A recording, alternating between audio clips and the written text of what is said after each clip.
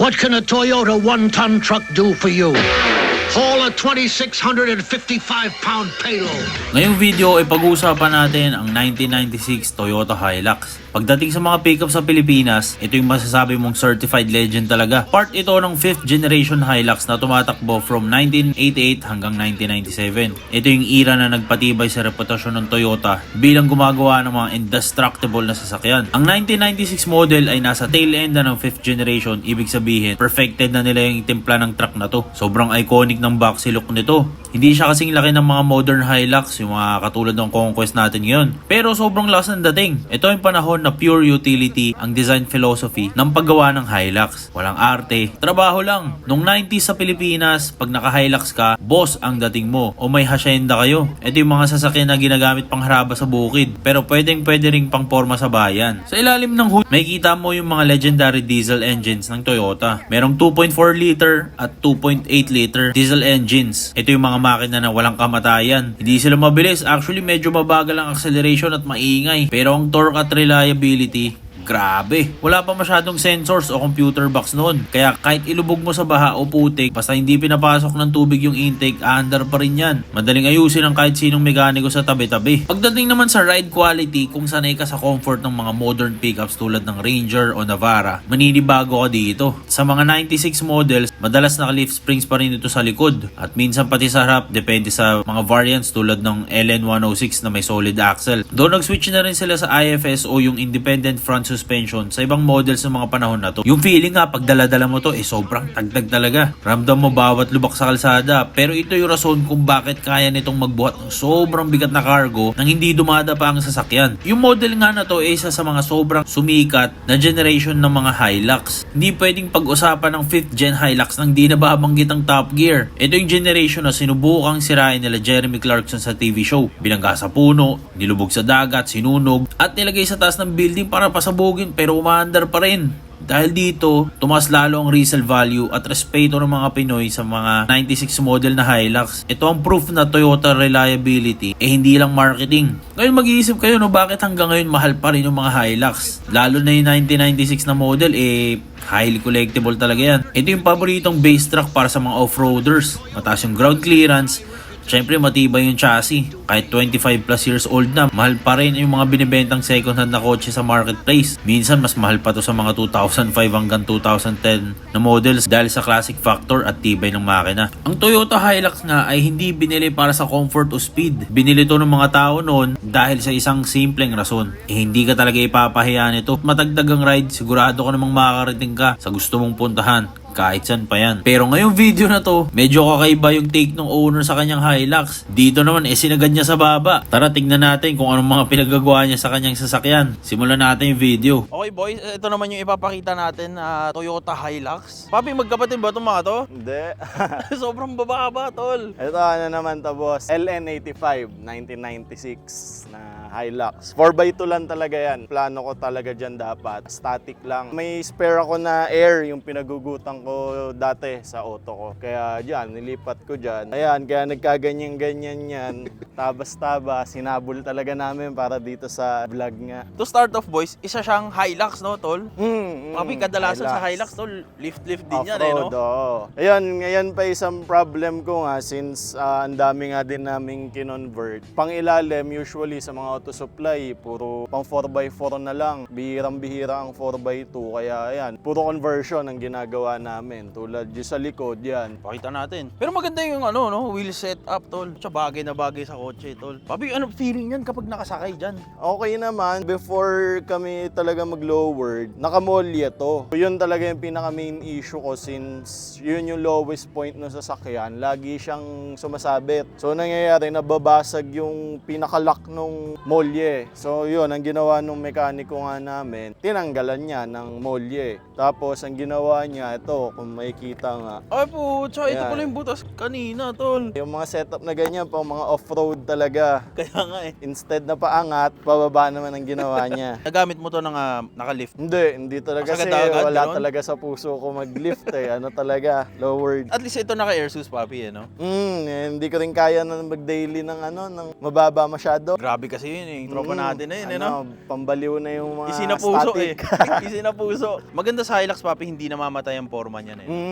Tsaka bihira. Anong year pala tong Hilux mo, papi? 1996. Grabe. Pwede ba pumasok sa interior na ito, papi? Medyo gulo lang. Pero malinis, tol. Dami lang mga wires. Sinasakyan mo pa ng mga gamit to, papi? Hindi na siya nagfa-function talaga as pick-up eh. Tulad ko niya magsasakay ako, maximum siguro 3 kasama ako. Kasi yung Tsaka bags niya hindi na rin umaangat pag loaded. Tsaka ito, papi, parang sasayad na yung nasa ilalim eh. Oh. Ito, Ayan kasi yung pinalit nung mekaniko namin Pucho, from gabo. Molye. Uy, grabe ka baba, tol. Pucho, mas mababa na siya sa ano, boys, sa Pajero. Tingnan natin yung likod, boys. Toyota. Anong concept po dito sa kotse mo na to? Plano ko talaga, Dikit sa ano? nakadikit talaga sa lupa. Kaya yan, may mga abang na rin to ng tabas. Pucho, ginuhitan na, tol. Lilinyahan na namin. Ang plano talaga namin, iaangat na tong flooring ng bed. Yung ba yung mga nakikita ko sa ibang bansa, tol? Oo, parang na, ganon. Sa harap, yun ang magiging main problem namin ngayon. Kailangan ko rin magtabas ng fender. Pwede ba natin ipakita yung engine bay nito? tol? Sige bro. Pero anong tawag sa mags na ganito, papi?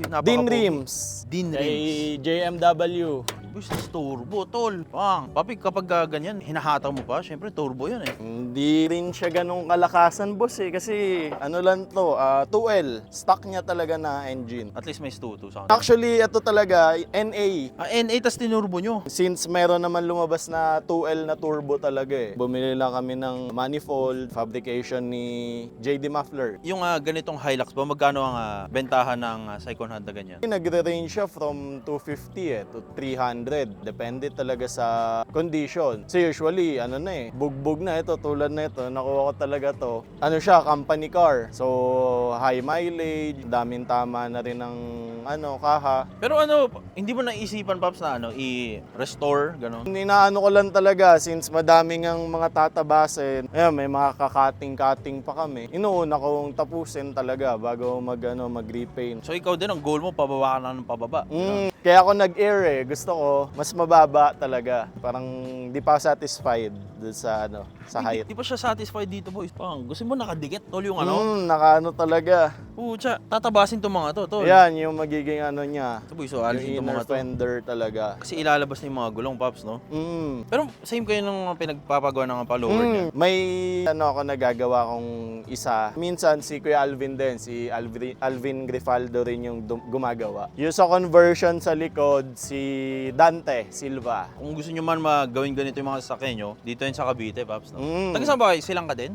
Dasma. Grabe po sa mga dito, tol. Papi, pag dinadala mo sa sa car meet, kamusta naman yung compliments dyan? Bihira ko siya madala pa ngayon sa car meet kasi talagang kakalabas lang din talaga niyan. Parang almost 3 weeks siyang nasa pagawaan. Hinabol lang talaga namin para dito. Papi, salamat ha. Actually, pagtapos niya, babalik na ulit sa Gagawin sa ulit? talyero. Abang kayo magiging outcome. Kung gaano kababa, tol. For future references, eto siya kababa ngayon, tol. Babalikan mo tong video na to, ha. Ayan, boy. Mababa na to, tol. Pero eto na yung sagad niyan ngayon. Sa ngayon, bangga na yung gulong sa tambol. May bababa pa sana yung front. Kaso, ayan, nare-restrict na siya nung tambol talaga. So ito, hindi na naro-rolling yan. Ito, hindi. Nakadikit Sa height. Yung likod ngayon, kaya yan, may putok-putok ang pintura. Marol. Itong harap, humihinto na siya dun sa tambol talaga. Grabe yung kababa, boys. Kunwari rolling shot, no? Tapos sagad ka sa baba. Parang pogi nga naman talaga. Ngayon. Tsaka syempre naka-airsus ka na. So ready na lahat eh, no?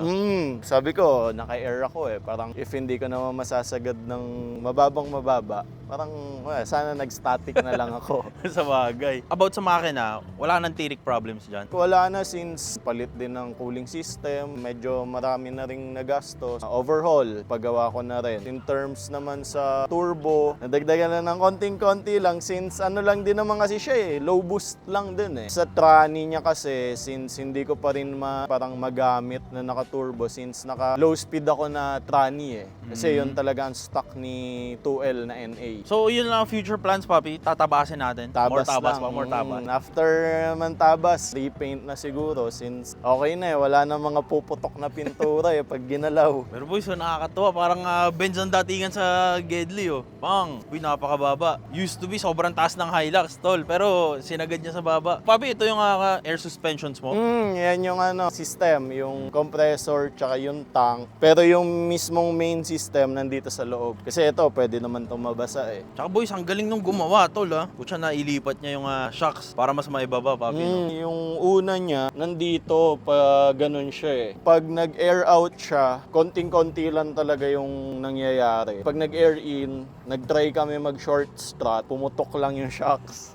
Since yun nga, mas mahaba yung bugs eh, kaysa dun sa shocks. So, ito ang best way para hindi ma-restrict naman ng shocks yung pagbaba. Pero may may nakagawa na ng ganito before. May nakausap ako from US din na nagbi-build din sila ng ganito. Ayun ang inano ko talaga, ang kinuhaan ko ng idea kung paano niya nga ginawa. Kasi nung nag-try kami ng plug and play lang nung AirSUS, parang wala nangyari. Kasi ang gap niya from dito, almost 2 fingers. Kaya ayan, sabi ko, sige, sugal na ang bed. Tabas na tayo, wala nang balikan. Again, one of a kind na buo para sa Hilux mo, tol, no? Ganda, boys, oh. Matagdag din to. Pag naka air out ng sagad, medyo parang kabayo.